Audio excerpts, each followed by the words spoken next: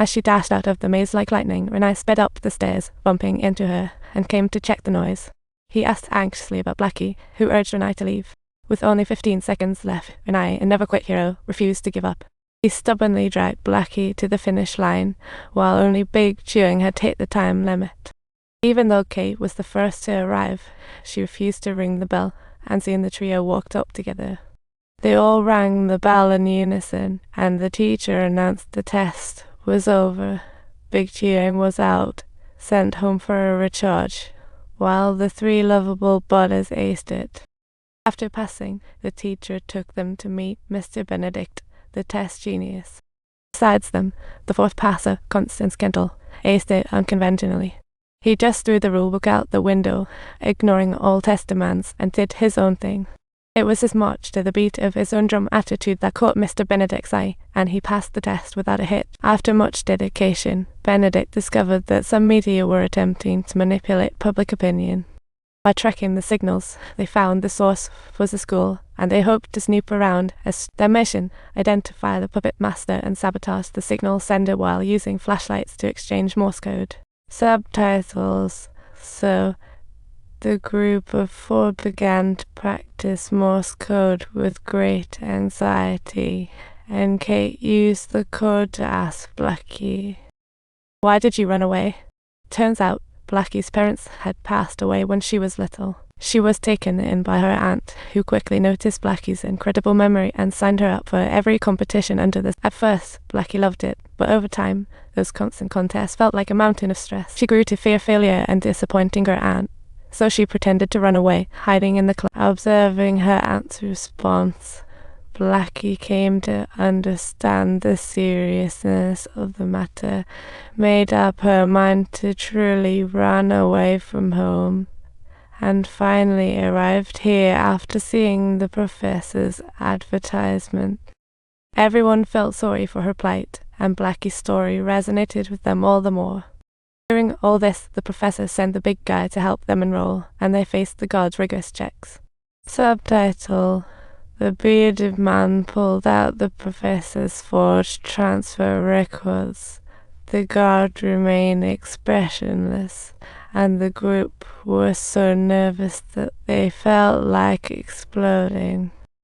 After some serious waiting, 2 upperclassmen finally showed up to greet them, and after settling them in, they took them on a tour. Kate spotted a strange building, which the upperclassmen called the Tower, warning them to stay clear until they becoming a messenger was the ultimate goal for every student, with the principal personally bestowing that honor. Later that night, Kate snuck through the pipes to reach Renai and the others' dorm. Subtitles. The 4 individuals arrived at the shore, attempting to contact the professor using Morse code, who promptly replied, and Blackie informed the professor that they were currently very safe. Blackie then tried to relay the messenger info when suddenly the professor's flashlight started blinking like crazy. Subtitles. The group of 4 rapidly made their exit, and right at that moment, 2 senior students also showed up. As they prepped to head back to the dorm, Kate wanted to investigate the tower, convinced the transmitter was up there. Subtitle. Renai believed that it was fraught with danger, and the sole way to gain entry into the tall tower was to become a messenger. Therefore, their current objective was to excel and become the top students. Then, they sent the principal's info to the professor via Morse code. "I love you, my brother," meaning it was their first time discovering. Turns out, the professor had a twin brother. It turned out he grew up with his brother but was adopted by a family at 12. He promised his brother he would find him, but by the time he returned, his brother had already run away. And just like that, they lost contact. Now that he finally found him, he turned out to be his enemy. What a twist. Meanwhile, Renai and Blackie were also in discussion, with Blackie growing suspicious of the professor.